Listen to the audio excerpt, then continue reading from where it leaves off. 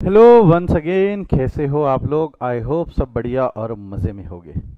Last class में we have completed with final accounts. जो normal course था trading entities के फाइनल अकाउंट्स जो थे वो हमने कंप्लीट किए, हमने देखे। Today we are going to see the final accounts from the point of view of the manufacturer. Manufacturing units अगर रहे तो फाइनल अकाउंट्स कैसे बनाया जाता है, क्या बनाया जाता है, उस पर हम आज चर्चा करने वाले हैं। क्लास उस पर आगे बढ़ने से पहले मैं आप लोगों से चाहूँगा कि हम ये याद कर ले कि ट्रेडिंग कंसर्न अगर रहती है तो ट्रेडिंग कंसर्न रहती है तो फाइनल अकाउंट्स में क्या क्या बनाती थी। They use to prepare a trading account. They use to prepare a trading account. याद अगर होगा आपको तो ये सब मैं इंट्रोडक्शन में पढ़ा चुका हूँ कि भाई फाइनल अकाउंट का पर्पस है to know profit and loss and to know the financial position and everything. उसमें भी अगर मैन्युफैक्चरिंग ट्रेडिंग कंसर्न है तो they prepare trading and profit and loss account, whereas अगर मैन्युफैक्चरर है तो they prepare a manufacturing account separately. They prepare a manufacturing account separately.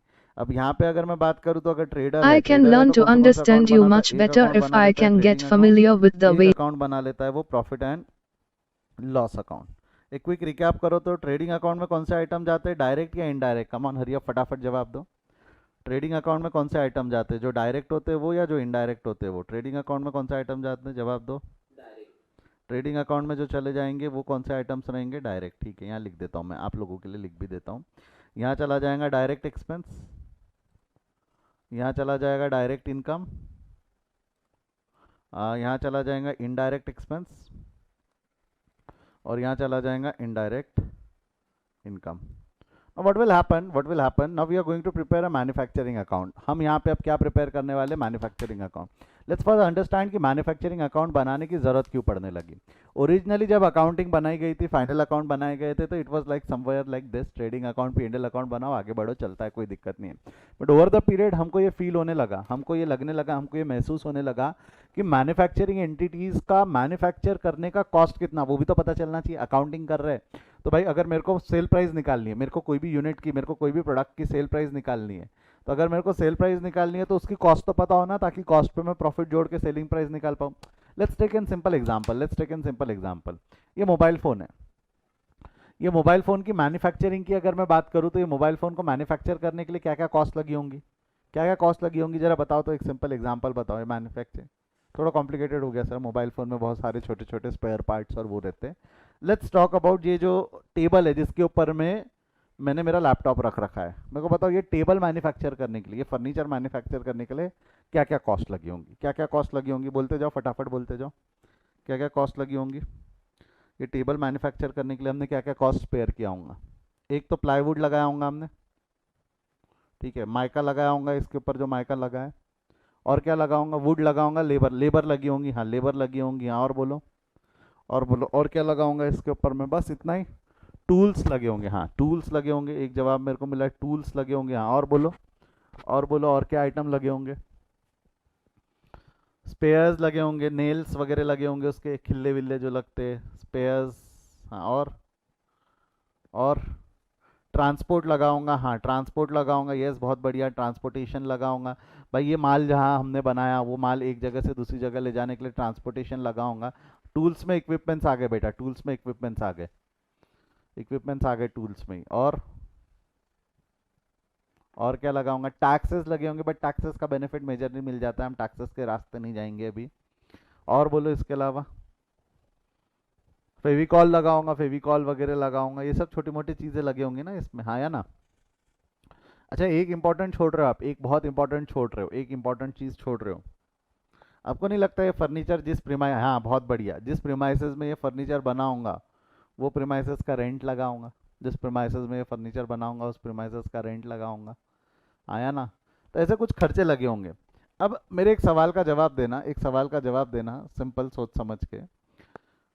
अगर आप ध्यान से देखें ना, ध्यान से अगर देखेंगे तो इसमें से कुछ खर्चे डायरेक्ट है, कुछ खर्चे इनडायरेक्ट है, कुछ खर्चे डायरेक्ट है, कुछ खर्चे इनडायरेक्ट है। मतलब कैसा? प्लाईवुड डायरेक्ट है ना, प्लाईवुड डायरेक्ट है, plywood is a direct expenditure, mica is a direct expenditure, ये डायरेक्ट प्रोडक्ट में लगा। लेबर, अगर फैक्ट्री की लेबर है तो डायरेक्ट है। देखो लेबर दो हो सकती है, लेबर दो हो सकती है, एक फैक्ट्री की लेबर भी हो सकती है और एक लेबर वो भी तो हो सकती है ना जो माल पकड़ के गाड़ी में डालेंगी डिलीवरी के टाइम पे, उसको भी तो लेबर चार्जेस देना पड़ता है। तो क्या लगता है आपको, लेबर डायरेक्ट होंगी, इनडायरेक्ट होंगी, कि दोनों हो सकती है? क्या लगता है आपको, लेबर डायरेक्ट होंगी इनडायरेक्ट होंगी कि दोनों हो सकती है? जवाब दो, जनता जवाब मांगती है। दोनों हो सकती है ना। देखो मैं आपको बचपन से एक चीज़ पढ़ा रहा हूँ, वेजेस जरूरी नहीं हमेशा डायरेक्ट हो। वेजेस डायरेक्ट अगर फैक्ट्री के दिए तो वह डायरेक्ट, ऑफिस के दिए तो इनडायरेक्ट। अगर सिर्फ फैक्ट्री फैक्ट्री के लेबर्स की बात करूँ तो आप बोलोगे यस दे आर डायरेक्ट। अगर मैं इसकी बात करूँ, कहाँ के ऑफिस के लेबर्स की बात करूँ, तो वो इनडायरेक्ट हो गई। तो इसमें दोनों है, तो यहाँ लेबर्स में मैं डायरेक्ट इनडायरेक्ट दोनों लिख देता हूँ। स्पेयर्स, स्पेयर्स क्या लगता है आपको, स्पेयर्स डायरेक्ट या इनडायरेक्ट? जो खिल्ले विल्ले लगे होंगे इस पे, ये डायरेक्ट या इनडायरेक्ट? खिल्ले वगैरह जो लगे होंगे वो डायरेक्ट या इनडायरेक्ट? डायरेक्ट ना, डायरेक्ट। अच्छा, बट इसको ट्रांसपोर्ट करने के लिए जो पैकिंग लगानी पड़ी थी, जो उसके ऊपर में फॉइल वॉइल लगा के बढ़िया एकदम पन्नी पैक करके भेजा ताकि स्क्रैचेस ना पड़े, वो पैकिंग क्या है, डायरेक्ट या इनडायरेक्ट? प्राइमरी पैकिंग भी कर दिया, सेकेंडरी पैकिंग भी कर दिया, तो ये स्पेयर्स डायरेक्ट इनडायरेक्ट दोनों हो सकते हैं। टूल्स, अच्छा टूल्स खर्चा थोड़ी है, टूल्स तो एसेट है। बट टूल्स के ऊपर लगने वाला डिप्रिसिएशन वो तो खर्चा है ना। टूल्स पे लगने वाला डिप्रिसिएशन वो तो खर्चा है ना। वो इनडायरेक्ट हो गया, राइट? वो क्या हो गया, इनडायरेक्ट हो गया। इनडायरेक्ट सिर्फ आई लिख देता हूँ, ये इनडायरेक्ट है। टूल्स कैसे हैं? सर टूल्स तो एसेट है, मैं टूल्स के डिप्रिसिएशन की बात कर रहा हूँ, लिख देता हूँ आपके समझ के लिए डिप्रिसिएशन। ट्रांसपोर्ट, इनवर्ड होगा तो डायरेक्ट, आउटवर्ड होगा तो इनडायरेक्ट, ऐसा ही है ना। ये भी डायरेक्ट इनडायरेक्ट दोनों हो सकती है। रेंट, रेंट, रेंट डायरेक्ट या इनडायरेक्ट? जवाब दो, रेंट डायरेक्ट या इनडायरेक्ट? ये भी दोनों हो सकती है, डायरेक्ट या इनडायरेक्ट। मैं आपको सिंपल शब्दों में अगर बताऊं, सिंपल शब्दों में अगर हम बात करें ना, तो यहाँ पे हमारे तीन आइटम लगते हैं। कोई भी मैन्युफैक्चरिंग कंसर्न को तीन आइटम लगते हैं। क्या क्या तीन चीज़ें लगती है? एक लगता है मटेरियल, एक लगता है लेबर, और एक लगता है ओवरहेड्स, या जिसको आप दूसरी भाषा में एक्सपेंसेस बोल सकते हो।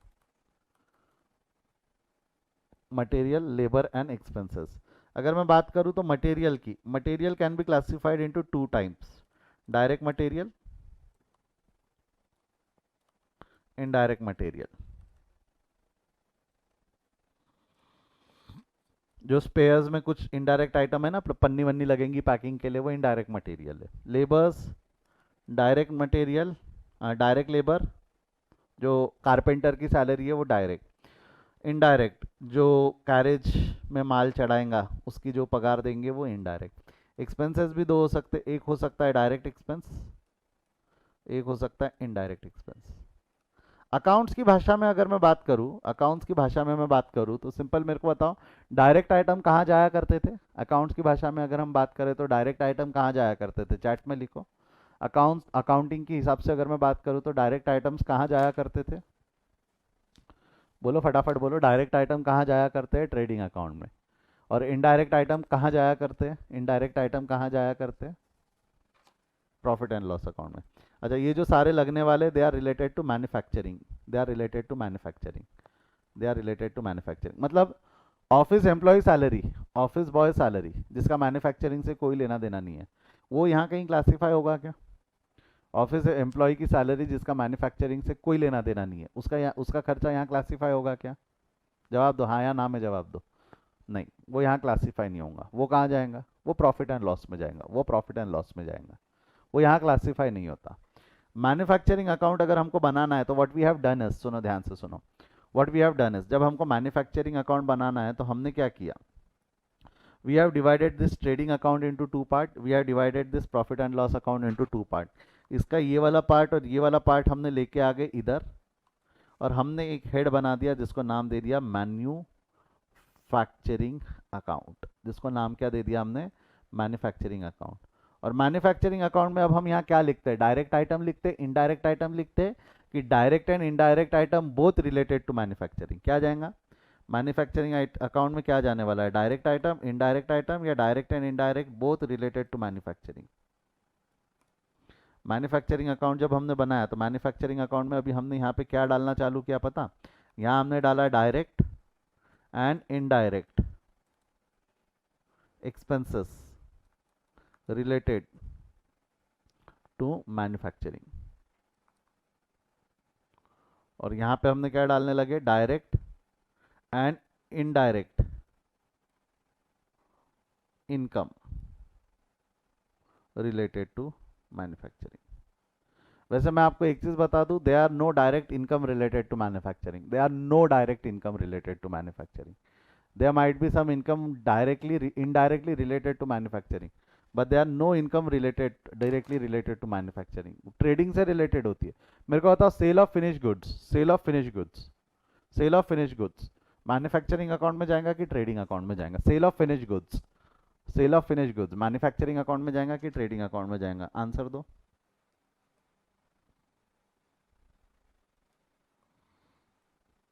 Cell of finish goods manufacturing account में या ट्रेडिंग अकाउंट में? क्योंकि now we are starting the trade, we have started the trade.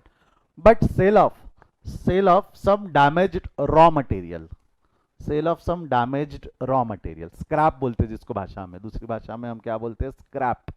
Scrap कहाँ जाएगा? ट्रेडिंग अकाउंट या नहीं, मैन्युफैक्चरिंग अकाउंट, ट्रेडिंग अकाउंट या profit and loss account? Sale of scrap, sale of scrap, जो रॉ मटेरियल था खराब हो गया और उसको हमने बेच दिया. सेल ऑफ स्क्रैप, जो रॉ मटेरियल था खराब हो गया, वो कहाँ जाएगा?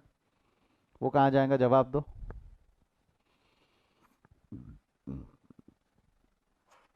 देखो मैंने आपको क्या बोला, डायरेक्ट इनडायरेक्ट इनकम मैन्युफैक्चरिंग में जाएंगी. फिर मैंने आपको क्या बोला कि डायरेक्ट इनकम रहती नहीं है, वैसे मेजरली कोई डायरेक्ट इनकम है नहीं, मेजरली कोई डायरेक्ट इनकम है नहीं. बट मैंने आपको ये हिंट दिया है, मैंने आपको ये हिंट दिया है कि they are some indirect incomes, they are some indirect income जो रिलेटेड टू मैन्युफैक्चरिंग है. Sale of scrap is one of them, sale of scrap is one of them. तो इसके अगर एग्जांपल लिखना है, इनडायरेक्ट इनकम के अगर एग्जांपल लिखना है तो आप लिख सकते हो. इनडायरेक्ट इनकम के एग्जांपल क्या हो सकते हैं? सेल ऑफ स्क्रैप, हाँ स्केल ऑफ स्क्रैप. और जैसा बाय प्रोडक्ट है, बाय प्रोडक्ट समझता है कि आपको? बाय प्रोडक्ट सिंपल एग्जांपल लेते हैं. बाय प्रोडक्ट, मेरा शक्कर बनाने की इंडस्ट्री है, मैं शक्कर बनाता हूँ, शक्कर मैन्युफैक्चरिंग है, शक्कर मैन्युफैक्चरिंग है. सुनो, शक्कर की मैन्युफैक्चरिंग है जिसमें अपन क्या करते हैं? ऐसा बाम्बू, वो गन्ना लेते हैं. शक्कर, शक्कर कैसे बनती है? जो शुगर केन रहता है उसका जूस निकाला जाता है, उस जूस को ऐसे गर्म पतीले में गर्म किया जाता है और उसका कुछ प्रोसेस है उसमें दूसरा एक दो बुरका केमिकल का मारने का, और फिर वो शक्कर पाउडर बन जाता है, यानी मिश्री बनती है. मिश्री को फिर पीस लो वगैरह तो शक्कर बनती है. तो ये जो प्रोसेस है इसमें मेरा बाय प्रोडक्ट निकलता है, वो जो गन्ने के जो बचे हुए जो वो छिलटे रहते हैं ना, जो गन्ने का बचा हुआ जो छिलटा रहता है वो निकलता है. वो जो गन्ने का छिलटा जो रहता है, गन्ने का छिलटा will become my by product, मेरे कोई काम का नहीं है वो मेरे कोई काम का नहीं है. बट वो जो रहता है, वो जो गन्ने का छिलटा जो निकल के आता है, वो पेपर इंडस्ट्री का रॉ मटेरियल है, उससे पेपर बनता है, उससे पेपर बनता है. तो मैंने तो मेरा बाय प्रोडक्ट निकाल के फेंक दिया, मेरे लिए तो वो स्क्रैप है, मेरे कोई काम का नहीं है. But it is a by product which is sold separately in the market, which is sold separately in the market. तो मेरे को एक चीज बताओ, वो जो गन्ने का बचा हुआ छिलटा है वो मेरे लिए क्या रहेगा? स्क्रैप है क्या? वो मेरे लिए स्क्रैप है क्या? स्क्रैप का मतलब क्या है? जो खराब हो गया. वो खराब नहीं है, वो बनते बनते निकल गया, वो बनते बनते निकल गया, वो स्क्रैप नहीं है. That is not called as scrap, that is called as by product, that is called as by product. मेरे को वो मैन्युफैक्चर नहीं करना था, मेरे को मैन्युफैक्चर करना था शुगर. उसका बाय प्रोडक्ट निकल गया, उससे वो बाय प्रोडक्ट निकल गया, तो that by product is called as, that by product को भी बेचा जा सकता है, हम बेचते, बाय प्रोडक्ट मार्केट में ले जाकर बेचते. मेरे को बताओ, ये जो इनकम हुई, this income is related to trading, this income is related to profit and loss, और this income is related to manufacturing. ये इनकम कैसे रिलेटेड है? ट्रेडिंग, प्रॉफिट एंड लॉस या मैन्युफैक्चरिंग? कैसे रिलेटेड है? Trading, profit and loss, manufacturing. जवाब दो. Manufacturing से. तो यहाँ पे आ जाता है वो वैसी इनकम्स जो रहेंगी, सेल ऑफ बाय प्रोडक्ट बोलते हैं इसको. क्या बोलेंगे हम? Sale of by product. तो ये ऐसे कुछ आइटम्स जो रहते हैं सेल ऑफ बाय प्रोडक्ट, वो यहाँ पे आ जाते हैं, सेल ऑफ बाय प्रोडक्ट यहाँ पे आ जाते हैं. समझा गया यहाँ तक? हाँ या ना? जैसा एक एग्जांपल लेता हूँ, थर्मल पावर प्लांट होता है ना, thermal power plant, thermal power plant समझता है क्या होता है? थर्मल में मेरे को एक्चुअली कंफ्यूजन, थर्मल और हाइड्रोलिक में कंफ्यूजन है. थर्मल में कोयला जलाते ना, कोयला थर्मल में जलाया जाता है, हाँ. और हाइड्रोलिक में वो रहता है शायद समुद्र, वो नदी के इसमें मोटर डाली हुई रहती है. हाइड्रोलिक में बहते पानी के अंदर में मोटर डाली रहती है. ऐसे ही है ना फर्क? हाँ सर, हाँ सर, आप सही हो, आप सही हो. तो थर्मल पावर प्लांट में जब कोयला जलाया जाता है, थर्मल पावर प्लांट में, जब अपना जैसा नागपुर कोराडी में थर्मल पावर प्लांट है, उसमें कोयला जला के इलेक्ट्रिसिटी स्टीम से बनती है, स्टीम से इलेक्ट्रिसिटी बनती है. तो होता क्या है, ओवर द पीरियड जो कोयला जलता है, कोयला जलता है उससे ऐश, ऐश जो निकलती है ना, उसकी ऐश, जो कोयले की ऐश निकलती है, वो ऐश कोयले इंडस्ट्री की, अब वो थर्मल पावर प्लांट के कोई काम की नहीं रहती, बट वो जो ऐश रहती है ना, वो ash, ash is an input for cement industry. जो सीमेंट इंडस्ट्री होती है ना, सीमेंट इंडस्ट्री के लिए वो ऐश इनपुट है। वो मटेरियल जो कोयला, जला हुआ कोयला रहता है, उसको वो अपने केमिकल में मिलाने के काम लाते हैं, जो सीमेंट बनाते हैं उसमें काम आते हैं। इवन वो ऐश इनपुट है तार इंडस्ट्री, तार समझता है ना, जो डांबर रोड, रोड बनाने के लिए जो डांबर लगता है, उसमें वो ऐश काम आती है। तो उन लोगों के लिए वो रॉ मटेरियल है, सीमेंट मैन्युफैक्चरर, तार इंडस्ट्री। तो उनका जो बाय प्रोडक्ट है, उनका जो बाय प्रोडक्ट है, उससे उनका उनका जो है बाय उनने मेरे को बताओ, कोयला वो ऐश बनाने के लिए जलाया कि इलेक्ट्रिसिटी बनाने के लिए जलाया? उनका मेन प्रोडक्ट क्या था? इलेक्ट्रिसिटी। उनका मेन प्रोडक्ट क्या था? इलेक्ट्रिसिटी। बट जलाते जलाते उनका एक बाय प्रोडक्ट निकल गया, that by product is sold separately, और उससे होने वाली income is credited in manufacturing account. उससे होने वाली income is credited in manufacturing account. I hope मैं आपको डिफरेंस समझा पाया। इस सबको अगर मैं समराइज करूँ तो मैं ऐसा बोलूँ तो चलेगा क्या? इन सबको अगर मैं समराइज करूँ तो ऐसा बोलूँ तो चलेगा क्या? मैं यहाँ लिख रहा हूँ, नीचे नए से बना रहा हूँ, अब मैं नीचे यहाँ नए से बना रहा हूँ, वेदर आई एम राइट और रॉन्ग। मैंने ऊपर कंसेप्ट समझाया। हम सबसे पहले बनाएंगे मैन्युफैक्चरिंग अकाउंट, हम सबसे पहले बनाएंगे मैन्युफैक्चरिंग अकाउंट, ठीक है? अच्छा, मैन्युफैक्चरिंग अकाउंट में क्या आइटम्स जाते हैं एक बार लिख लेने दो। मैन्युफैक्चरिंग अकाउंट बनाएंगे, इसके बाद हम बनाएंगे ट्रेडिंग अकाउंट, ठीक है? इसके बाद हम बनाएंगे प्रॉफिट एंड लॉस अकाउंट, ठीक है? और उसके बाद में बन जाएंगी आपकी बैलेंस शीट, ठीक है? बैलेंस शीट बनती है वो अलग, वो बाद में, बाद का मैटर है, सेपरेट डिस्कशन सेपरेट टाइम, वो हम कर चुके हैं। बैलेंस शीट कैसे बनती, क्या बनती, यहाँ तो वही रहेगा। जो मैन्युफैक्चरिंग अकाउंट में जाएगा, मैन्युफैक्चरिंग अकाउंट में यहाँ पे क्या क्या जाएगा? Direct as well as indirect expenses both, है ना? यहाँ पे क्या जाएगा? Direct expenses. यहाँ पे क्या जाएगा? Indirect expenses. तो डायरेक्ट एक्सपेंसेस दो जगह लिखेंगे क्या? डायरेक्ट एक्सपेंस यहाँ भी लिखेंगे और डायरेक्ट एक्सपेंस मैन्युफैक्चरिंग में भी लिखेंगे, कि यहाँ छोटा सा फर्क है।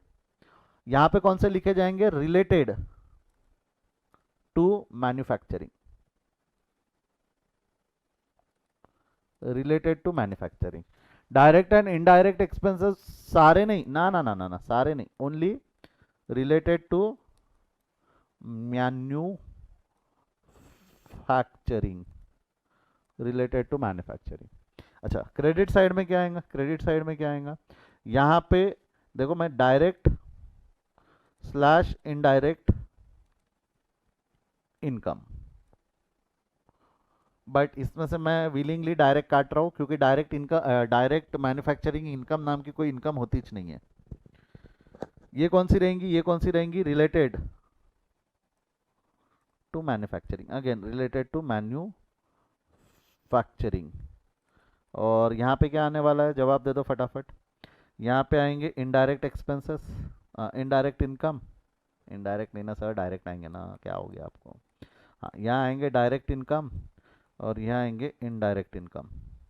अच्छा, मेरे एक सवाल का जवाब देना, ठीक है? अब मेरे एक छोटे से सवाल का जवाब देना। ट्रेडिंग अकाउंट का एक बैलेंसिंग फिगर निकलता था, ट्रेडिंग अकाउंट का बैलेंसिंग फिगर कहाँ ट्रांसफर होता था? ट्रेडिंग अकाउंट का बैलेंसिंग फिगर कहाँ ट्रांसफर होता था? जनता जवाब मांगती है। ट्रेडिंग अकाउंट का balancing figure used to be transfer to profit and loss. और प्रॉफिट एंड लॉस का बैलेंसिंग फिगर कहाँ ट्रांसफर होता था? प्रॉफिट एंड लॉस का बैलेंसिंग फिगर कहाँ ट्रांसफर होता था? जवाब दो। ये बैलेंसिंग फिगर्स थे ना, ये जो बैलेंसिंग फिगर, ये बैलेंसिंग फिगर, ये बैलेंसिंग फिगर, ये सब ट्रांसफर होते थे ना, ये सब ट्रांसफर होते थे ना, यस और नो? तो क्या ट्रेडिंग अकाउंट में भी कोई बैलेंसिंग फिगर निकलेगा क्या? क्या? हाँ, वो कैपिटल में जाता था। ट्रेडिंग अकाउंट में भी कोई बैलेंसिंग फिगर निकलेगा क्या? यस, ट्रेडिंग अकाउंट में भी ऐसा कोई बैलेंसिंग फिगर निकलता है। जो ट्रेडिंग अकाउंट का बैलेंसिंग फिगर रहता है, this balancing figure is your cost of production. ये जो रहता है, ये हमारा रहता है कॉस्ट ऑफ प्रोडक्शन। आपको मैन्युफैक्चरिंग से यही निकालना था ना, कि भाई ये जो फर्नीचर बना लिया, इस फर्नीचर की कॉस्ट कितनी है, ये फर्नीचर की कॉस्ट कितनी है? क्योंकि अगर ये फर्नीचर की कॉस्ट, अगर मान लो ये फर्नीचर बनाया मैंने, 10 फर्नीचर बनाया, उसकी कॉस्ट 1,00,000 रुपए आई, तो एक फर्नीचर 10,000 रुपए का बना। 10 फर्नीचर बनाया जिसकी कॉस्ट 1,00,000 रुपए आई, तो एक फर्नीचर 10,000 रुपए का बना। 10,000 में 2,000 का प्रॉफिट जोड़ो, सेलिंग प्राइस 12,000 रुपए हम रख सकते हैं, सेलिंग प्राइस हम 12,000 रुपए रख सकते हैं। या हम 10,000 के नीचे तो बेच नहीं सकते, ये पता चल गया। 10,000 के नीचे तो हम बेच नहीं सकते, ये पता, हमारी लागत ही 10,000, हमारी लागत ही 10, वो बोलते ना कहीं मारवाड़ी साइड गुजराती साइड, लागत ही है, लागत ही उतनी है, लागत ही उतनी है मतलब कॉस्ट ही उतनी है, लागत ही उतनी है मतलब कॉस्ट ही उतनी है। तो कॉस्ट पता चल गई, कॉस्ट ऑफ प्रोडक्शन पता चल गई। तो that is what manufacturing account helps you with, that is what manufacturing account helps you with. कि भाई 10,000 रुपए जैसा आपने जो बनाया, 1 lakh cost, total cost of production आपको 1 लाख लगी, यूनिट निकाल पाओगे, total cost of production 1 lakh रुपए दिखता ना सामने, यूनिट दिखेंगे 10 यूनिट, तो 10,000 रुपए पर यूनिट। अच्छा 10,000 रुपए पर यूनिट ये कॉस्ट है, ये कॉस्ट है, इसमें क्या करोगे, प्रॉफिट जोड़ोगे और फिर आपको क्या पता चलेगा, सेल प्राइस। बट प्रॉफिट इतना जोड़ना कि बेटा ये कॉस्ट रिकवर हो सके, प्रॉफिट इतना जोड़ना कि भाई इनडायरेक्ट कॉस्ट डायरेक्ट कॉस्ट ये रिकवर हो सके, डायरेक्ट एक्सपेंस इनडायरेक्ट, नहीं तो धंधा कैसे करोगे, नहीं तो धंधा कैसे करोगे, ये कॉस्ट रिकवर होना चाहिए ना उसमें, उस हिसाब से हम सेलिंग प्राइस डिटरमाइन करेंगे, उस हिसाब से हम सेलिंग प्राइस डिटरमाइन कर लेंगे। तो this is what the primary function of manufacturing account was. Manufacturing account हमने ये इंटेंशन से और ये पर्पज से हमने बनाया था कि भाई हमको कॉस्ट ऑफ प्रोडक्शन पता चले ताकि सेलिंग प्राइस डिटरमाइन करने में आसानी हो, ताकि सेलिंग प्राइस डिटरमाइन करने में आसानी हो। और हमने क्या किया, मैन्युफैक्चरिंग अकाउंट बनाने के लिए क्या किया हमने, हमने जो ट्रेडिंग अकाउंट है ना इसके हिस्से कर दिए थे, ट्रेडिंग अकाउंट का आधा हिस्सा काट दिया जो मैन्युफैक्चरिंग से रिलेटेड था, प्रॉफिट एंड लॉस अकाउंट का आधा हिस्सा काट दिया जो मैन्युफैक्चरिंग से रिलेटेड था, और उसको मैन्युफैक्चरिंग अकाउंट में ट्रांसफर कर लिया, सो दैट कि we will be able to calculate, so that we will be able to ascertain the cost of production, so that will help you to determine the selling price, that will help you to determine the selling price। but इसमें हुआ क्या, इसमें हुआ क्या, अच्छा एक minute, एक चीज रह गई, ये जो कॉस्ट ऑफ प्रोडक्शन का जो बैलेंसिंग फिगर आया ये कहाँ ट्रांसफर होगा, वो जो कॉस्ट ऑफ प्रोडक्शन का बैलेंसिंग फिगर आया वो कहाँ ट्रांसफर होगा, जवाब दो, उसको भी तो ट्रांसफर करना पड़ेगा ना। Every account must have two effect, credit effect वहाँ चला गया, डेबिट इफेक्ट जाना बाकी है, क्रेडिट इफेक्ट यहाँ चला गया, मैं हरे कलर से मार्क कर देता हूँ आप लोगों के लिए समझने के लिए, यहाँ पे क्रेडिट इफेक्ट चला गया, तो डेबिट इफेक्ट कहाँ जाएगा, डेबिट इफेक्ट कहाँ जाएगा, this is carried forward, direct expenses बोल के इसको कैरी फॉरवर्ड किया जाता है ट्रेडिंग अकाउंट में by the name cost of production, क्योंकि ट्रेडिंग अकाउंट में उतने सारे खर्चे आ जाने चाहिए जिससे इनकम होंगी, क्योंकि जो माल आपने बेचा है वो बाद में माल बिकेगा ना, जो माल आपने बनाया वो माल बिकेगा, तो जो बिका है उसकी कॉस्ट कितनी, वो जो बिका है उसकी कॉस्ट कितनी, तो that is cost of production, that is cost of production जो हमने मैन्युफैक्चरिंग अकाउंट से लाई। तो सिंपल हो गया, मैन्युफैक्चरिंग अकाउंट का बैलेंस ट्रांसफर होगा ट्रेडिंग में, ट्रेडिंग अकाउंट का बैलेंस ट्रांसफर होगा प्रॉफिट एंड लॉस में, और प्रॉफिट एंड लॉस का बैलेंस ट्रांसफर होगा कैपिटल में। हो गया ना, अल्टीमेटली मैन्युफैक्चरिंग अकाउंट का भी इफेक्ट ट्रेडिंग पी&एल में आ गया वाया कॉस्ट ऑफ प्रोडक्शन, तो हो गया, कोई दिक्कत नहीं, ट्रेडिंग से ही आपने फिगर्स उठाई थी, पी&एल से ही आपने फिगर्स उठाई थी, घूम फिर के बाद में वो ट्रेडिंग और पी&एल में उसका इफेक्ट आ भी गया, तो फाइनल नेट प्रॉफिट ऑर्गेनाइजेशन का सही आ जाएगा, फाइनल नेट प्रॉफिट ऑर्गेनाइजेशन का सही आ जाए। बस फर्क इतना हुआ कि ट्रेडिंग के आइटम ऊपर ले गए, पी&एल के कुछ आइटम ऊपर ले गए, बाद में उसका इफेक्ट एक साथ कॉस्ट ऑफ प्रोडक्शन के नाम से सेम हमारे साइकिल में वापस ला लिया, सेम हमारे साइकिल में वापस ला लिया। ये समझा क्या मैं क्या बोल के निकल गया, ये समझा क्या मैं क्या बोल के निकल गया, हाँ या ना में जवाब दो। हमने मैन्युफैक्चरिंग अकाउंट कहाँ से बनाया, आपने मन मर्जी से बनाया क्या, हमने मन मर्जी से नहीं बनाया। एक मिनट, ये समझा है तो एक बात हम सब दे दो, ये समझा है तो एक बात हम सब दे दो। हमने क्या किया, पी&एल अकाउंट से कुछ आइटम्स पुल कर लिए, ट्रेडिंग अकाउंट से कुछ आइटम्स पुल कर लिए और उसको एक अलग अकाउंट में डाल दिया जिसको नाम दे दिया मैन्युफैक्चरिंग अकाउंट, जिसको नाम क्या दे दिया हमने, मैन्युफैक्चरिंग अकाउंट। ठीक है, स्नेहल, श्यामली, कुनिका, तुषार, कीर्ति, बेटा समझा क्या, ठीक है। तो these are called as manufacturing account, these are called as manufacturing account. और उसमें अभी हमने क्या किया, मैन्युफैक्चरिंग से कॉस्ट, हमारा इंटेंशन सेलिंग प्राइस डिटरमाइन करने का था जिससे हमको कॉस्ट ऑफ प्रोडक्शन पता चले, जिससे हमको कॉस्ट ऑफ प्रोडक्शन पता चले। सेलिंग प्राइस निकालना है तो कॉस्ट तो पता हो ना, ताकि प्रॉफिट जोड़ के निकालो, तो कॉस्ट ऑफ प्रोडक्शन पता चल गया, पर यूनिट कॉस्ट निकाल लिया, नंबर ऑफ यूनिट मैन्युफैक्चर्ड पता ही रहते, पर यूनिट कॉस्ट निकाल लिया, उसमें प्रॉफिट जोड़ के सेलिंग प्राइस निकाल लिया, उसमें प्रॉफिट जोड़ के हमने सेलिंग प्राइस डिटरमाइन कर ली, सेलिंग प्राइस डिटरमाइन कर ली। बट इस सब में कॉस्ट ऑफ प्रोडक्शन ट्रांसफर कर दिया ट्रेडिंग अकाउंट में, ट्रेडिंग का बैलेंस पी&एल में, पी&एल का बैलेंस प्रॉफिट एंड लॉस में, ये हुआ, ये हुआ। अब मेरी कुछ चीज़ों पे ध्यान देना, कुछ चीज़ों पे ध्यान देना, ध्यान दो, 2 मिनट सुनो मैं क्या बोल रहा हूँ, मैं क्या बोल रहा हूँ। अकाउंटिंग कितने प्रकार की है, बचपन याद करो, बचपन में मैंने पढ़ाया था, what are the types of accounting, what are the types of accounting, बचपन की वो यादें, वो मुलाकातें, वो बातें याद करो। अकाउंटिंग कितने प्रकार की, what are the types of accounting, 3, कौन सी 3 है, कौन सी 3 है ब्रांचेस ऑफ अकाउंटिंग, यस ये 3 है ना, financial accounting, cost accounting, management accounting, ये 3 है, financial accounting, cost accounting, management accounting. ये अभी जितनी मैंने कहानी आपको बताई ना, ये जितनी अभी कहानी बताई मैंने, ये तब की कहानी है, ये तब की स्टोरी है जब तक कि ये डेवलप नहीं हुई थी। कौन सी अकाउंटिंग डेवलप नहीं हुई थी? कौन सी अकाउंटिंग डेवलप नहीं हुई थी? Cost accounting. जब तक कि हमने ये डेवलप नहीं किया था, जब तक कि ये अकाउंटिंग डेवलप नहीं हुई थी ना, तब तक के हम क्या करते थे भाई, यहाँ पे दो चीज़ बन रही है ना प्रॉफिट एंड लॉस जानने के लिए। ट्रेडिंग अकाउंट और प्रॉफिट एंड लॉस अकाउंट का चीरहरण किया था हमने, इनको दो हिस्सों में डिवाइड किया था मैन्युफैक्चरिंग अकाउंट बनाने के लिए। यहाँ से खींच मैन्युफैक्चरिंग में डाल, यहाँ से खींच मैन्युफैक्चरिंग में डाल। बट जैसी जैसी कॉस्ट अकाउंटिंग डेवलप होने लगी, ध्यान दो, जैसी जैसी कॉस्ट अकाउंटिंग का प्राइमरी इंटेंशन ही, प्राइमरी फोकस क्या था? Ascertaining the cost of production, ascertaining the cost of production. आपको नहीं लगता अगर कॉस्ट अकाउंटिंग पूरी तरीके से डेवलप हो गई तो अब क्या मैन्युफैक्चरिंग अकाउंट की जरूरत है क्या? कॉस्ट अकाउंटिंग डेवलप हो, इसका एक ही इंटेंशन था कॉस्ट ऑफ प्रोडक्शन निकालना, इसका एक ही पर्पस था कॉस्ट ऑफ प्रोडक्शन निकालना।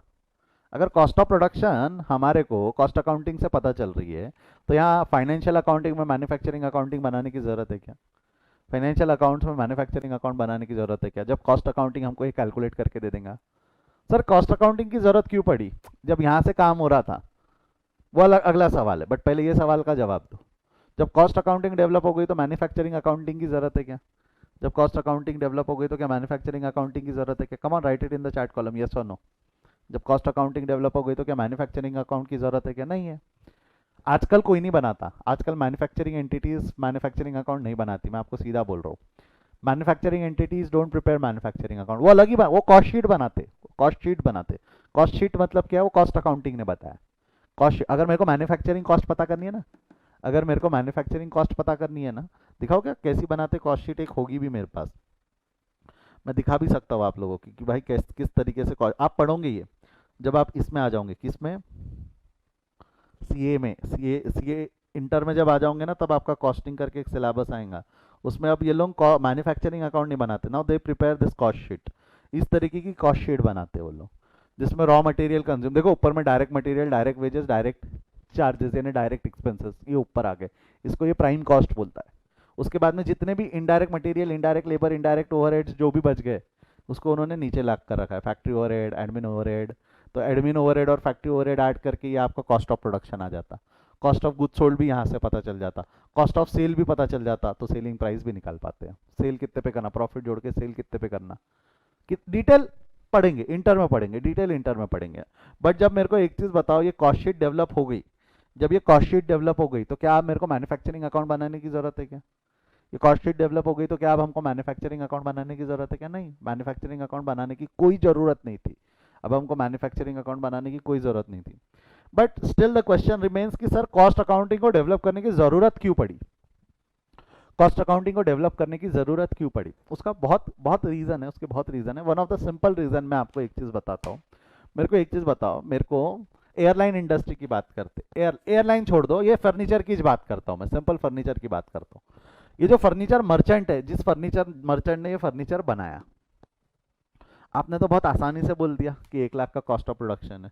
भाई अगर 1 लाख का कॉस्ट ऑफ प्रोडक्शन निकालना है तो आपने खर्चे क्या क्या बोले? आपने खर्चे क्या क्या बोले थे? कहाँ गए? ये देखो, ये खर्चे बोले थे आप लोगों ने। प्लाईवुड लगेगा, माइका, चलो प्लाईवुड का बाइफिकेशन पॉसिबल है, माइका का बाइफिकेशन पॉसिबल है। मेरे को बताओ लेबर की कॉस्ट को डिवाइड कैसे करोगे? लेबर को सैलरी मंथली दी होंगी ना आपने? लेबर को सैलरी मंथली दी होंगी, हाँ या ना?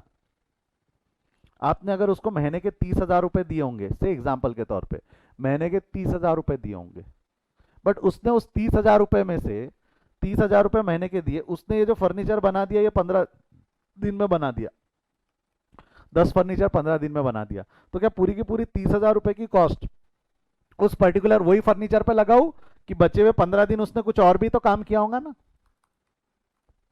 बचे हुए 15 दिन क्या उसने कुछ और काम किया होगा या नहीं किया होगा? हाँ या ना में जवाब दो, क्या बचे हुए 15 दिन उसने कोई और काम किया होगा या नहीं किया होगा? सिंपल जवाब दो ना, बचे हुए 15 दिन किया होगा ना? तो पूरी 30,000 रुपए इस पे लगाना सही रहेगा कि इस पे सिर्फ 15,000 रुपए लगाना सही रहेगा? ये फर्नीचर की कॉस्ट निकालने के लिए सिर्फ 15,000 रुपए लगाना सही रहेगा। हो सकता है बचे हुए 15 दिन में उसने 10 टेबल और बना दिए, 10 टेबल और बना दिए, तो क्या करूँ, 10 फर्नीचर यानी 10 पोडियम, ये टेबल की जगह चलो 10 चेयर बना दी उसने, 10 चेयर बना दी, तो क्या 10 फर्नीचर और 10 चेयर दोनों की कॉस्ट सेम होगी कि कुछ फर्क होगा? हो सकता है ना चेयर में एक हाथ दो कुशन वुशन लगी होंगी, चेयर में कुशन की कॉस्ट ज़्यादा लगी होंगी, जो ये टेबल बनाने के लिए कुशन नहीं लगाया होगा, ये सब अलग होगा। तो क्या है मैन्युफैक्चरिंग अकाउंट ये पर्पस फुलफिल कर पा रहा था क्या हमारा? मैन्युफैक्चरिंग अकाउंट फर्नीचर, फर्नीचर की कॉस्ट, चेयर, चेयर की कॉस्ट अलग अलग निकाल पाएगा क्या? मैन्युफैक्चरिंग अकाउंट ये निकाल ही नहीं पाता, उसको इतना डिटेल में वाइफिकेशन आता ही नहीं। ये तो एक सिंपल लेबर का एग्जाम्पल दिया। अरे इसको 100 खिले लगे होंगे, चेयर को 200 खिले लगे होंगे, इसको फेविकॉल लगाऊंगा 2 किलो, फर्नीचर को फेविकॉल लगाऊंगा 8 किलो, इसको प्लाईवुड लगी होंगी 12 शीट, उसको लगी होंगी 3 शीट। इतनी डिटेल में वाइफिकेशन क्या मैन्युफैक्चरिंग अकाउंट के लिए कर पाना पॉसिबल है क्या?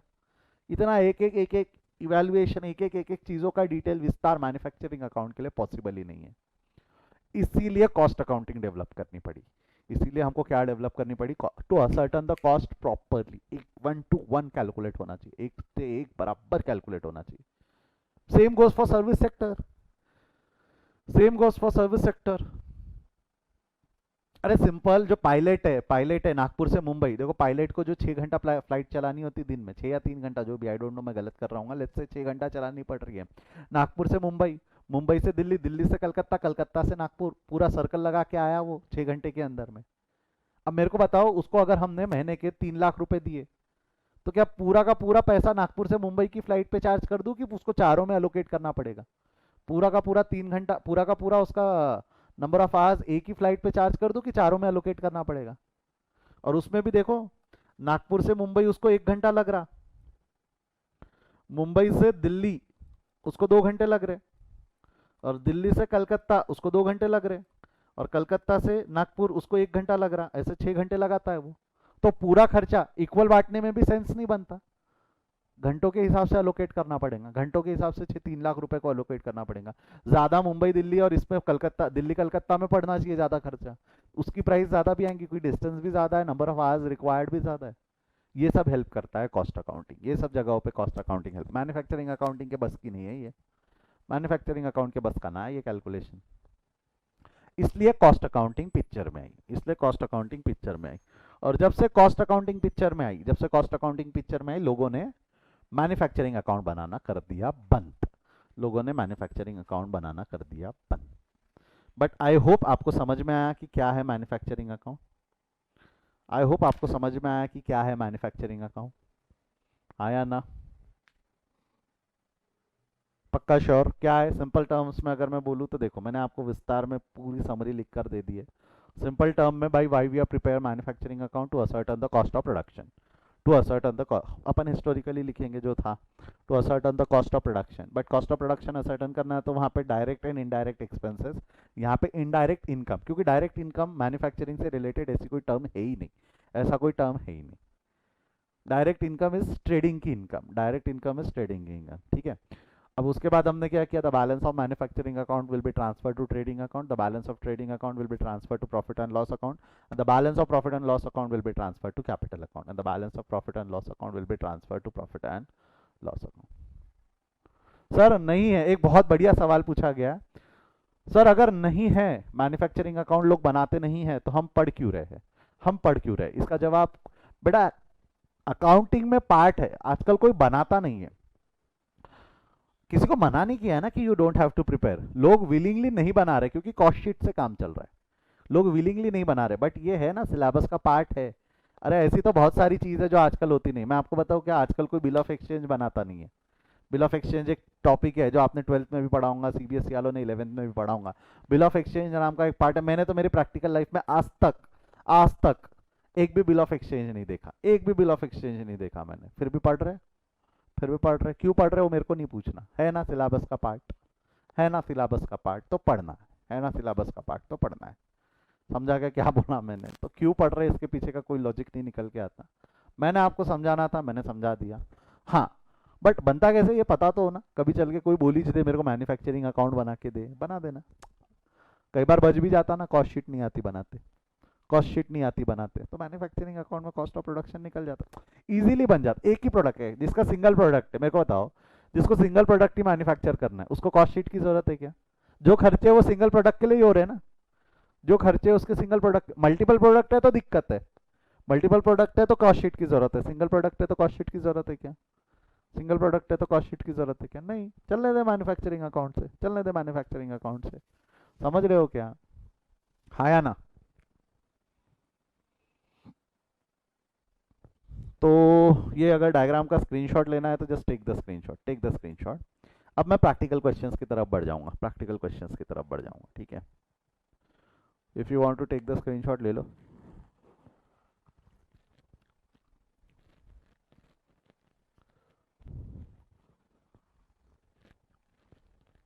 ले लिया इसका स्क्रीनशॉट?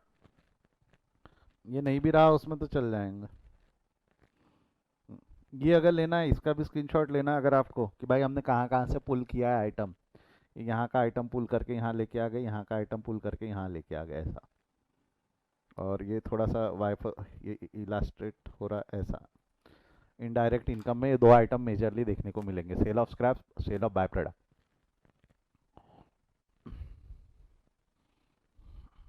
मैंने मॉड्यूल की बहुत सी थ्योरी यहाँ पे डिस्कस कर ली है। एक आध बार कभी अगर दिल से इच्छा होंगी तो जाके पढ़ जरूर लेना, उसको थियरी पोर्शन पढ़ जरूर लेना वहां जाके।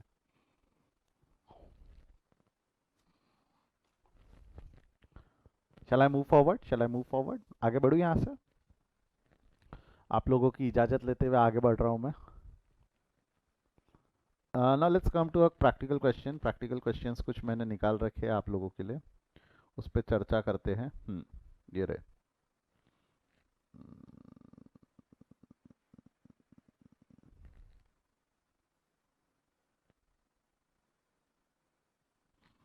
ठीक है, एग्जाम्स में आप कैसे क्वेश्चंस पूछेंगे सर वो बता दो, उसके लिए तैयार कर दो अब हमको, ठीक है? एग्जाम में this is type 1 of the question which they can ask, 2 mark 3 mark के लिए ऐसा क्वेश्चन पूछ ले तो फुकट के नंबर है, भूलना नहीं। फुकट के नंबर कभी भी हमारे लिए अच्छे नंबर अच्छी बात होती है। देखो क्या लिखा हुआ है क्वेश्चन में, पढ़ लो, सीधे सीधे पढ़ो क्या लिखा हुआ है क्वेश्चन में।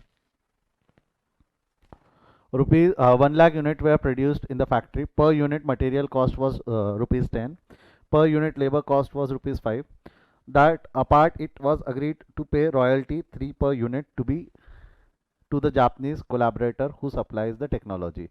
यहाँ लिखा नहीं है कि पूछा क्या है। The cost of production will be, यहाँ लिख लो, the cost of production will be, the cost of production will be. क्या होंगी द कॉस्ट ऑफ प्रोडक्शन, कैसे निकालोगे? How we are going to calculate the cost of production? Come on, help me with that. How we are going to calculate the cost of production? Cost of production कैसे calculate करोगे? जवाब दो, जनता जवाब मांगती है।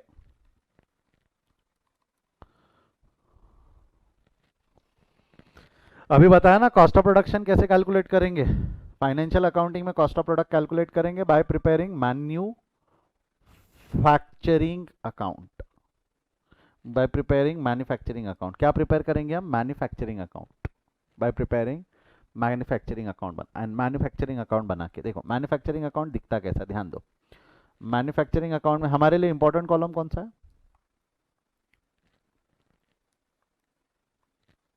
हमारे लिए इंपॉर्टेंट कॉलम कौन सा है? जवाब दो। अमाउंट। यहाँ एक कॉलम और बनता है, यहाँ एक कॉलम और बनता है, that is units. Number of units भी होना ना, पर यूनिट निकालने डिवाइड करना रहता है ना, divided by number of unit से डिवाइड करना रहता है पर यूनिट निकालने के लिए। तो अमाउंट और यूनिट दोनों, अमाउंट और यूनिट दोनों, ठीक है? 1 lakh unit way produced in the factory, ये फाइनल प्रोडक्ट है, ये रॉ मटेरियल नहीं है। 1 lakh unit is produced in the factory, मतलब अगर मैं बात करूं तो इसका कॉस्ट ऑफ प्रोडक्शन जो बैलेंसिंग फिगर आप निकालने वाले हो बाद में यहाँ निकालोगे ना, कॉस्ट ऑफ प्रोडक्शन पूरा आइटम बैलेंस करके, तो cost of production is 1 lakh unit दिया हुआ है, cost of production is 1 lakh unit, वो दिया हुआ है, ये गिवन है। Per unit material cost was ₹10 per unit material cost, तो यहाँ लिख रहा हूँ मैं material cost to material consumed. Material कितना कंज्यूम्ड है वो यूनिट्स में नहीं दिया, कोई बात नहीं, कोई बात नहीं, चलता है चलता है। वैसे भी इसका ज़रूरी नहीं है कि जो मटेरियल है, प्लाईवुड का मटेरियल अगर 4 प्लाईवुड लगा तो इसका मतलब 4 फर्नीचर बनेगा कि 4 प्लाईवुड लग के 1 फर्नीचर बनेगा? 4 प्लाईवुड लगा मतलब 4 प्लाईवुड बन के 1 फर्नीचर बनेगा ना। तो वो मटेरियल के इसके यूनिट और इसके यूनिट का कोई लेना देना नहीं है। सिर्फ फाइनल प्रोडक्ट की यूनिट, और बहुत हो गया तो ओपनिंग स्टॉक और क्लोजिंग स्टॉक की यूनिट से रिलेवेंस रहता है। यूनिट कॉलम का भी बैलेंस नहीं होता इसका, यूनिट कॉलम का भी बैलेंस नहीं होने वाला है, ठीक है। तो मटेरियल कंज्यूम कितना होने वाला है, मटेरियल कंज्यूम 10 पर यूनिट, तो कितना हो जाएगा 10 पर यूनिट के हिसाब से उसने 1 लाख यूनिट प्रोड्यूस किया है, तो 1 लाख इंटू 10 कर दो, कितना हो जाएगा मटेरियल कॉस्ट। 1 लाख इंटू 10 कितना होगा, 1 लाख इंटू 10, जवाब दो, जनता जवाब मांगती है। 1 lakh into 10, 1 lakh into 10, come on help me with that फटाफट। 10 लाख रुपए का अमाउंट है, 10 लाख रुपए का अमाउंट है। उसके बाद में क्या दिया हुआ है, मटेरियल कॉस्ट के बाद में labour cost, to labour cost, labour, चाहो तो डायरेक्ट लेबर भी लिख सकते हो, मैं यहाँ लिख देता हूँ लेबर कॉस्ट। कितना है labour cost, 5 per unit, 5 per unit यानी कितना हो जाना है इसने, 1 लाख इंटू 5, निकालो 1 लाख इंटू 5, 1 लाख इंटू 5 कितना हो जाएगा, ये 5 लाख, 1 लाख इंटू 5, 5 लाख। अगला क्या हो जाएगा, 1 लाख इंटू 5 के बाद में लेबर कॉस्ट के बाद में next, that part is was agreed to pay royalty at 3 per unit. Royalty भी डायरेक्ट, रॉयल्टी जो है वो डायरेक्ट एक्सपेंस है, ट्रेडिंग में जाया करता था, but don't you think royalty is related to manufacturing, to royalty. Royalty कितना पे किया उन्होंने, royalty 3 per unit to the Japanese collaborator. 1 lakh के ऊपर में 3 पर यूनिट का रॉयल्टी पे किया, तो 1 लाख इंटू 3 कितना आएगा रॉयल्टी, 3 लाख। That's it. इसको बैलेंस कर लो, you'll get your cost of production. करो तो बैलेंस करो एक बार, कितना आ रहा है, 10 लाख। यूनिट जीरो है, हाँ यूनिट नहीं पता हमको, यूनिट टैली भी नहीं होता, यूनिट कभी बैलेंस भी नहीं होने वाला आपका, डोंट वरी। कितना आया, 18 लाख आया, 18, 18 lakhs। Don't you think this 18 lakh is cost of production which is transferred to trading account? Cost of production which is transferred to trading account, यानी वहाँ क्रेडिट है तो ट्रेडिंग अकाउंट में क्या हो जाएगा, वहाँ क्रेडिट है तो ट्रेडिंग अकाउंट में क्या हो जाएगा, जवाब दो। वहाँ क्रेडिट है तो ट्रेडिंग अकाउंट में क्या हो जाएगा, जवाब दो। 18 लाख रुपए वहाँ क्रेडिट है तो ट्रेडिंग अकाउंट में क्या हो जाएगा, वहाँ क्रेडिट है तो ट्रेडिंग अकाउंट में डेबिट हो जाएगा। छाप लो इसको, छाप लो, स्क्रीनशॉट मत लो, छाप लो, छोटा सा अकाउंट है, छाप लो। थोड़ा वो पेज वगैरह छोड़ दो उसके पहले वाले स्क्रीनशॉट के लिए, लिख लो इसको, फटाफट छाप लो।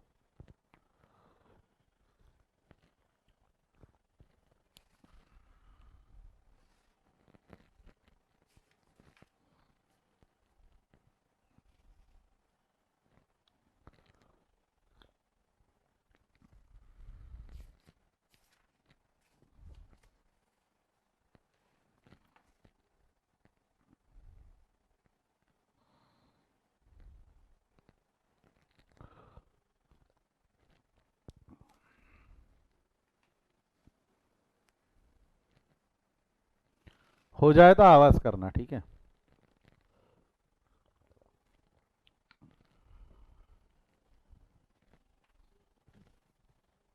हाँ जी।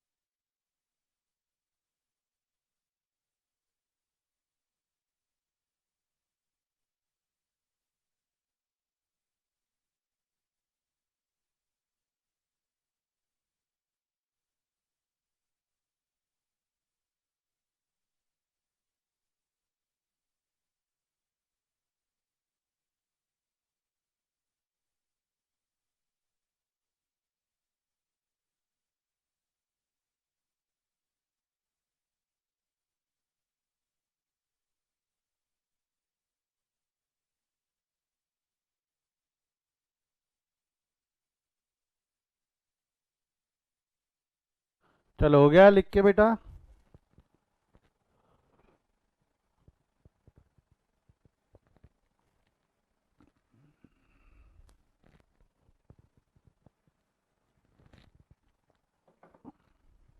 डन, बड़े आगे।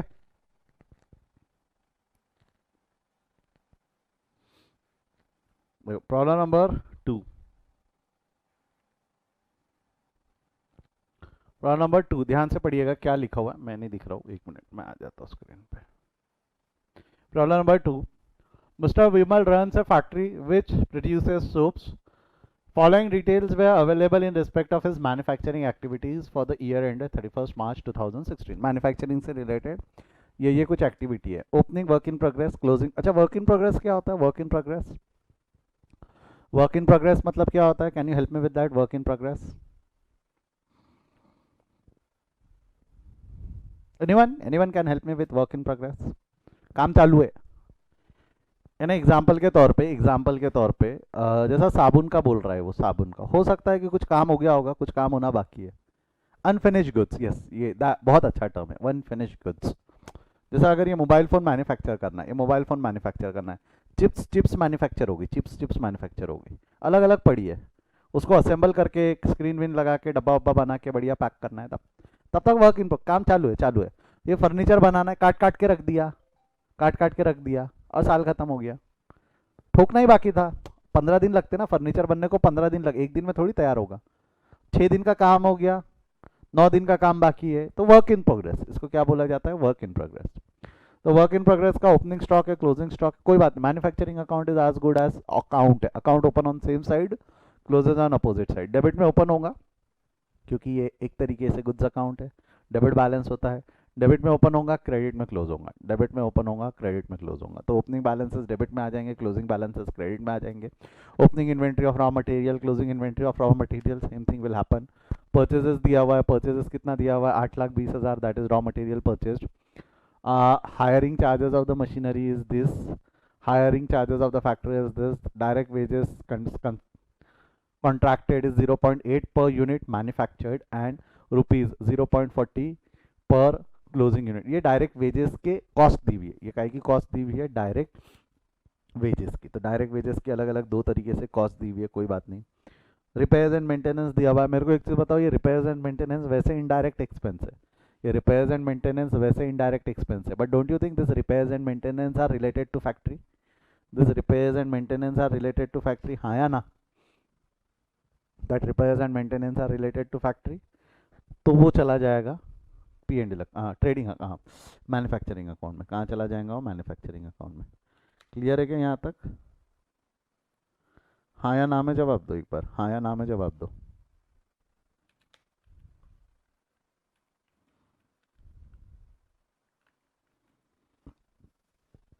शुरू करें यहाँ से काम, शुरू करें एक एक करके काम।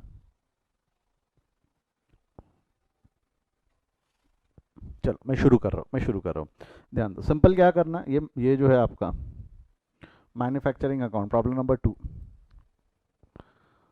नंबर 2 मैन्युफैक्चरिंग अकाउंट, ऊपर हेडिंग दे देना मैन्युफैक्चरिंग अकाउंट। मैन्युफैक्चरिंग अकाउंट को दो ये बना लेना ऐसा लाइंस, बहुत ज़्यादा बड़ा भी नहीं बनाना।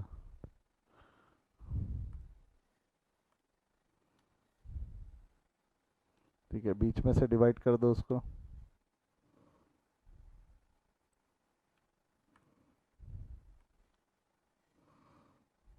मुझे पता है आप में से कई लोग बोल रहे होंगे कि सर हमको आ जाएगा, हम बना लेंगे। नहीं, एक मेरे को छोटा सा एक कंसेप्ट समझाना है, उतना समझा लें दो, फिर आप बना लेना, ठीक है?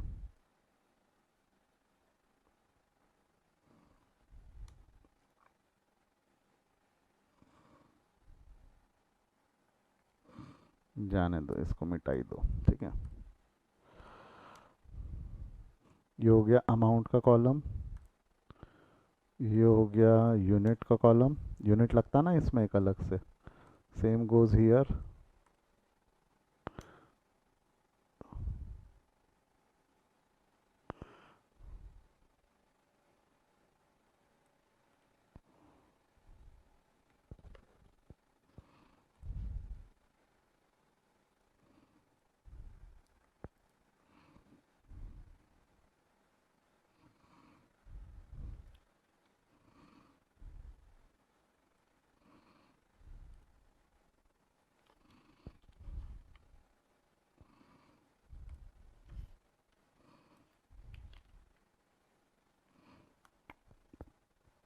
का भी यूनिट रहता है।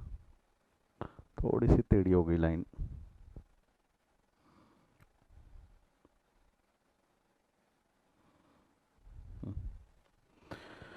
क्या क्या लिखोगे यहाँ पे? ये हो गया particular, unit, amount, particular, unit, amount, है ना। ये सारे आइटम्स, ये सारे कॉलम्स हमने बना लिए। अब एक एक करके आइटम उठाते जाओ। सबसे पहला opening work in progress. Opening work in progress कहाँ जाएगा? मैन्युफैक्चरिंग अकाउंट के डेबिट साइड में। लिख दूँ यहाँ पे to opening work in progress, to opening work in progress. कितना है opening work in progress? 16,000। Opening work in progress 16,000 है। Account open on same side, closes on opposite side, तो यहाँ लिख दूँ by closing work in progress. Closing work in progress है 20,000। Closing work in progress है 20,000। I hope यहाँ तक जमता है। और सिंपल यस और नो विल डू। यहाँ तक जमता है, हाँ या ना? समझा है तो हाँ लिख दो एक बार चैट में, यस।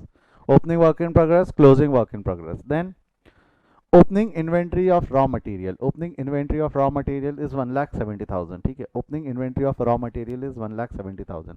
अब मैं आपको एक चीज़ बोल रहा हूँ, जो ये चीज़ समझाने के लिए मैं ये क्वेश्चन सॉल्व करवा रहा हूँ, अदरवाइज आप कर चुके रहते। एक्चुअली व्हाट हैपेंड इज कि हमको यहाँ पे रॉ मटेरियल कंज्यूम्ड ये निकालना पड़ता। हमको यहाँ पे सिर्फ रॉ मटेरियल नहीं लिखना पड़ता, क्या लिखना पड़ता? Raw material consumed. एक तरीका इसका फॉर्मूला रट लो, एक तरीका इसका फॉर्मूला रट लो, और एक तरीका इसका फॉर्मूला लॉजिकली बना लो। एक मिनट सुनो। अगर मैं रॉ मटेरियल का अकाउंट बनाऊं, रॉ मटेरियल का अकाउंट बनाओ तो ओपनिंग यहाँ आएगा, ओपनिंग यहाँ आएगा, क्लोजिंग यहाँ आएगा, परचेजेस यहाँ आएंगे, बराबर है? ऐसा ही होता है ना, एक अकाउंट ओपनिंग, परचेजेस, क्लोजिंग। और इसको जब बैलेंस करोगे तो जो बैलेंसिंग फिगर आएंगी वो कंज्यूम्ड रहेंगी। जो बैलेंसिंग फिगर है भाई, इतना ओपनिंग में था, उतना खरीदा, इतना बच गया, इसका मतलब बैलेंस कंज्यूम हो गया। समझो ध्यान से, उतना ये ओपनिंग में था, इतना आपने खरीदा, तो टोटल रॉ मटेरियल इतना हो गया, इतना बच गया, तो बचा हुआ कंज्यूम हो गया। ऐसा ही होगा ना उसका मतलब? हाँ या ना जवाब दो, यस और नो जवाब दो। ये क्लोजिंग स्टॉक का लॉजिक था ना, ये क्लोजिंग स्टॉक का लॉजिक भी था, ये क्लोजिंग स्टॉक का लॉजिक कि इतना ओपनिंग था, इतना खरीदा, इतना बच गया, इसका मतलब बचा हुआ कंज्यूम हो गया, बचा हुआ एक्सपेंस हो गया, बचा हुआ कंज्यूम हो गया, मतलब बचा हुआ एक्सपेंस हो गया। यस और नो? यस और नो? यस और नो? कम ऑन, यस और no? Yes sir, no sir. अब इससे फॉर्मूला क्या बन सकता है? Opening plus purchases minus closing, ऐसा बोलूं चलेगा? Opening plus purchases minus closing, ये समझा है तो थम्स अप दे दो। Opening plus purchases minus closing, ये समझा है तो थम्स अप दे दो। Opening plus purchases minus closing, ये फॉर्मूला कहाँ से लाया, समझा है क्या? संकेत, स्नेहल, कार्तिक, प्रथमेश।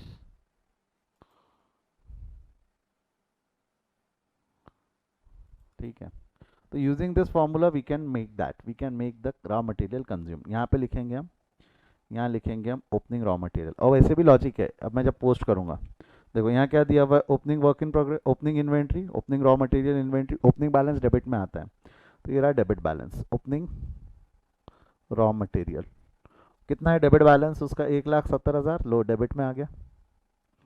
फिर एक closing inventory of raw material 1,90,000। Closing inventory of raw material वो आनी चाहिए क्रेडिट में, बट हम वहाँ लिखने वाले, वहाँ लिखने वाले, तो don't you think side change, sign change यहाँ से लेस हो जाएगा। Closing raw material, side change, sign change, closing raw material less हो जाएगा यहाँ से 1,90,000। क्योंकि अगर क्लोजिंग में वहाँ नहीं लिखता तो क्रेडिट में लिखता, क्रेडिट में पॉजिटिव आता ना, क्रेडिट का फिगर वहाँ ले गया, तो फॉर्मूला याद भी नहीं रहा, तो लॉजिकल है। क्लोजिंग यहाँ आना चाहिए था, बट हम वहाँ लिखने वाले, तो side change, sign change. And purchases, this is purchases of raw material, दिया नहीं है ना काय का परचेज है, मान लेना रॉ मटेरियल ये, तो यहाँ हो जाएगा ऐड परचेज, डेबिट में ही आएगा ना परचेज। कितना ऐड परचेजेस? 8,20,000। इसका प्लस माइनस करो कितना आ रहा है, प्लस माइनस करो कितना आ रहा है? 1,70,000 plus 8,20,000, 1,70,000 plus 8,20,000 minus 1,90,000, minus 1,90,000। Sir repeat कर दो एक बार, सर रिपीट कर दो। हाँ रिपीट तो कर ही रहा हूँ, पहले एक बार कैलकुलेशन बता दो मेरे को। कैलकुलेशन बता दो, क्या है कैलकुलेशन।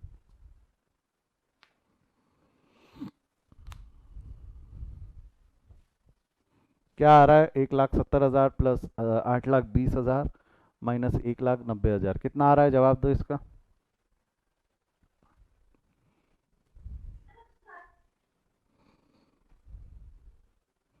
8 लाख रुपए आ रहा है, ऐसा बोलना है इनका। 8 लाख रुपए का इज रॉ मटेरियल कंज्यूम। अब जरा ध्यान दो, मैं बता देता क्या किया मैंने। मैंने ये जो 3 आइटम है, कौन से 3 आइटम है, ये वाले,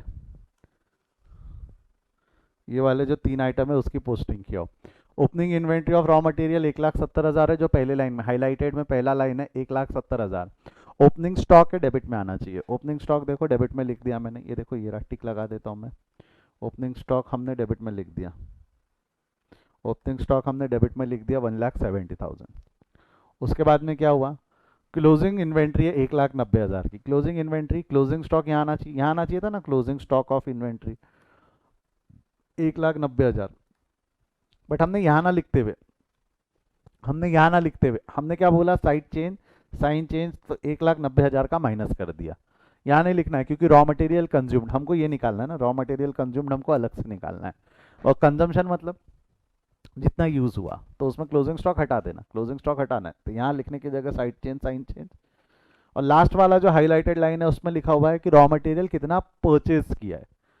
परचेज डेबिट, खर्चा है ना, डेबिट, तो ये 8,50,000 का डेबिट, ये 8,20,000, सॉरी 50 नहीं, 8,20,000 डेबिट, वो डेबिट साइड में आ गया 8,20,000।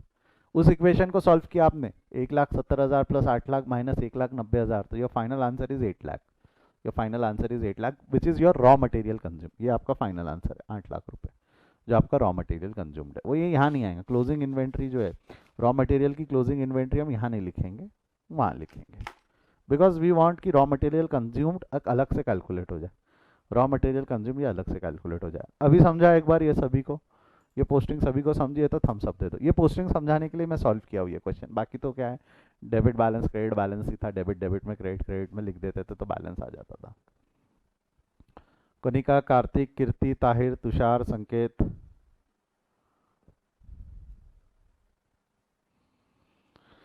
यस तुषार, कोई डाउट है बच्चा? चलो ये मिटा दूँ ये सब ग्रीन कलर से जो लिखा हो मैंने बाद में समझाने के लिए।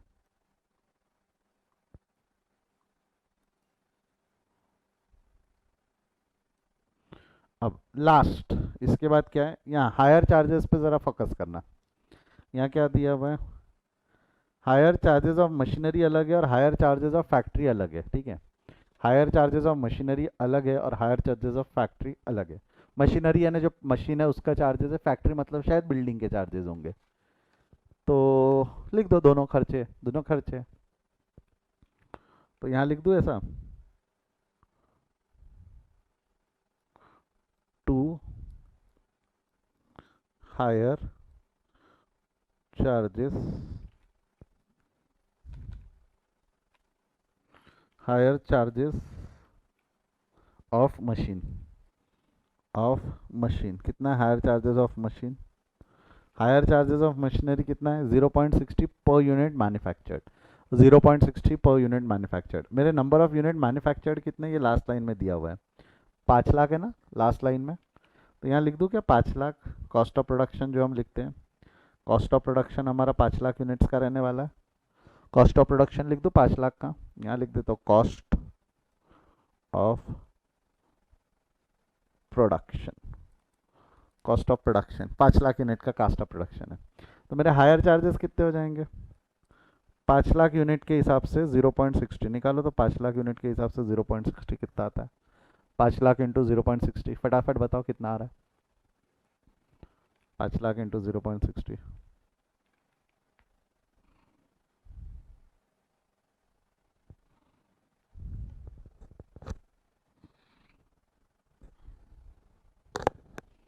पाँच लाख इंटू 0.60,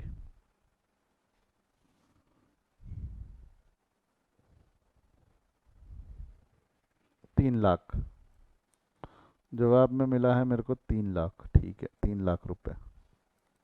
अच्छा इसके बाद ये मशीन का हायर चार्जेस हो गया, हायर चार्जेस ऑफ फैक्ट्री वो निकालना है कि डायरेक्ट दिया हुआ है, hire charges of factory direct दिया हुआ है 2,20,000, तो यहाँ लिख दो to hire charges of factory. कितना hire charges of factory? Hire charges of factory 2,20,000, खत्म। अच्छा, हायर चार्जेस ऑफ फैक्ट्री 2,20,000 आ गया वहां पे। अगला क्या है? Direct wages contracted. Direct wages contracted, तो यहां लिख दो टू डायरेक्ट वेजेस। अच्छा, जो डायरेक्ट वेजेस है ना, ये थोड़ा संभाल के निकालना। डायरेक्ट वेजेस थोड़ा संभाल के निकालना। क्या दिया हुआ है? ये देखो डायरेक्ट वेजेस, इसको थोड़ा समझो क्या लिखा है, बोलना क्या चाह रहा है वो। ये अगर ढंग से समझ में आ गया तो मैटर ही क्या है फिर। Direct wages contracted 0.80 per unit manufactured, 0.80 per unit manufactured and 0.40 per unit of closing stock, 0.40 per unit of closing stock। Closing stock की यूनिट्स कितने हैं जरा बताओ तो। क्लोजिंग स्टॉक की यूनिट्स कितने हैं? क्लोजिंग स्टॉक ऑफ डब्ल्यूआईपी के यूनिट्स ये यहाँ दिखे हुए। क्लोजिंग स्टॉक ऑफ डब्ल्यूआईपी के यूनिट्स कितने? क्लोजिंग वर्क इन प्रोग्रेस के यूनिट्स कितने हैं देखो। 0.40 per unit of closing WIP, यानी वो 12,000 के 40 पैसे के हिसाब से लेंगे। और 0.80 पर यूनिट ऑफ मैन्युफैक्चर्ड, मतलब 5 लाख के 80 पैसे के हिसाब से लेंगे। 5 लाख रुपए के वो 80 पैसे के हिसाब से लेंगे। और डब्ल्यूआईपी के 40 पैसे के हिसाब से लेंगे।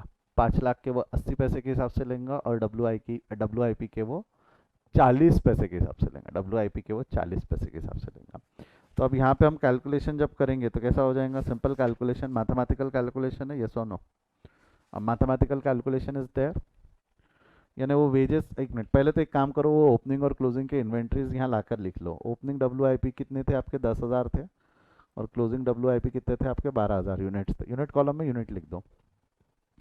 तो डायरेक्ट वेजेस इनडायरेक्ट वेजेस कैसा निकलेगा? 80 पैसा यानी 0.80, 5 लाख यूनिट पे 0.80 पैसा, और 10,000 12,000 यूनिट पे 0.40 वर्क इन प्रोग्रेस, 0.40 पैसा। ये निकाल लो कितना आ रहा है।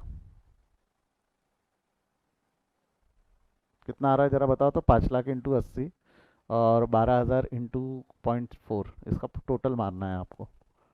कितना आ रहा है? 5 लाख इंटू 80 पैसा 4 लाख आ रहा है क्या? ये आ गया 4 लाख। हाँ, और 12,000 इंटू 0.4, 12,000 इंटू 0.4 कितना आ रहा है? 12,000 इंटू 0.4 4,800। इसकी टोटल बताओ कितनी आएंगी टोटल? इसकी टोटल कितनी आएंगी? 4,04,800, 4,04,800, 4,04,800। जमता है यहाँ तक? 4,04,800, यस और नो?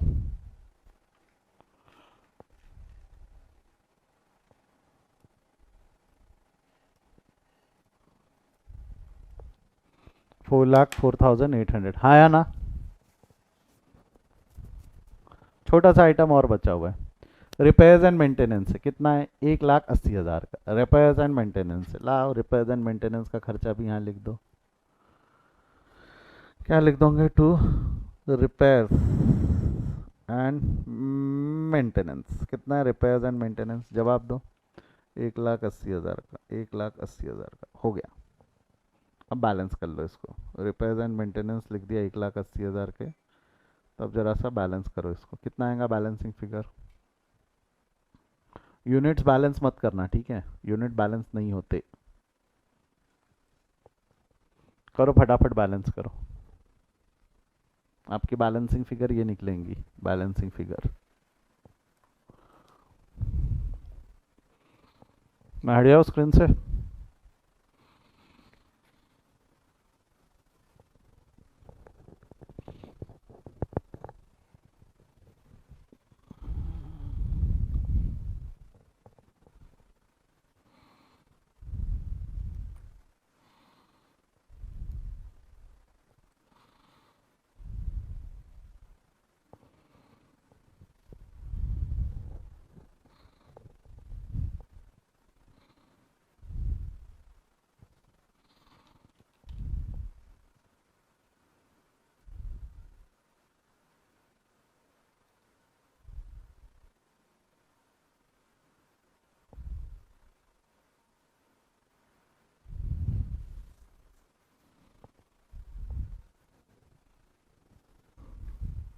मेरे को एक जवाब, दो जवाब मिले, 19,08,000, वेदर इट इज राइट, 19,08,000, 19,08,000, 19,08,000। बेटा जिस तरीके से ये बताया, टोटल भी बता ही देते।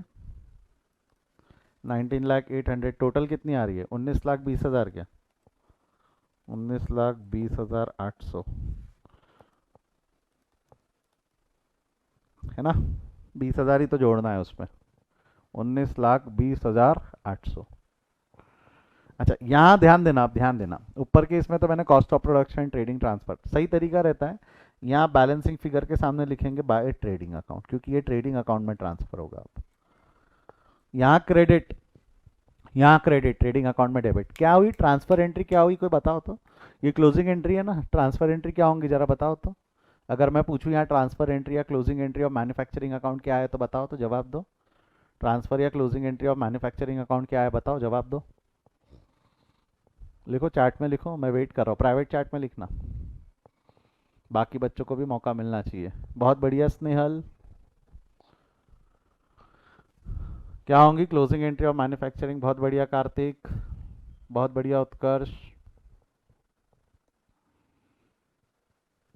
एंट्री क्या रहेंगी?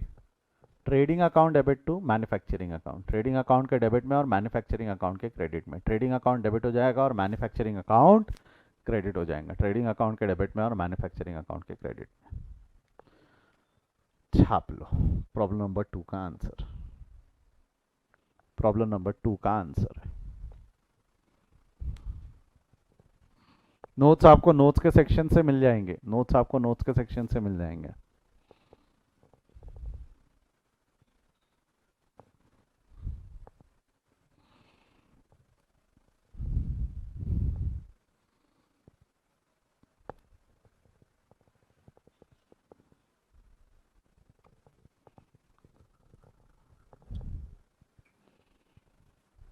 हो गया? स्क्रीनशॉट ले लो, पॉज करके लिख लो या स्क्रीनशॉट ले लो।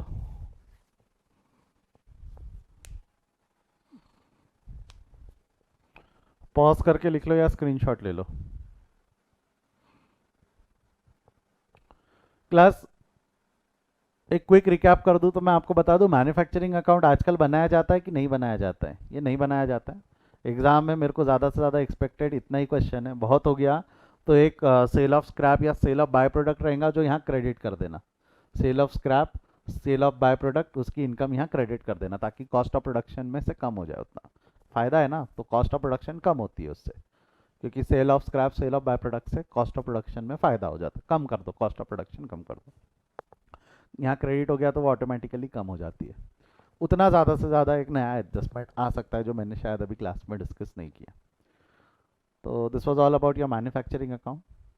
From next class will start with a new topic. एक मिनट आप लोग रुकना, इसमें कोई डाउट है तो पूछो, otherwise will call it of. इसमें कोई डाउट है मैन्युफैक्चरिंग अकाउंट में, कोई डाउट है तो पूछ लो, अदरवाइज आज हम यहीं रुकते हैं। Will continue in the next class, we will continue in the next class. Any doubt? Any doubt? Any doubt तो पूछ लो। चलिए बाय बाय, सी यू।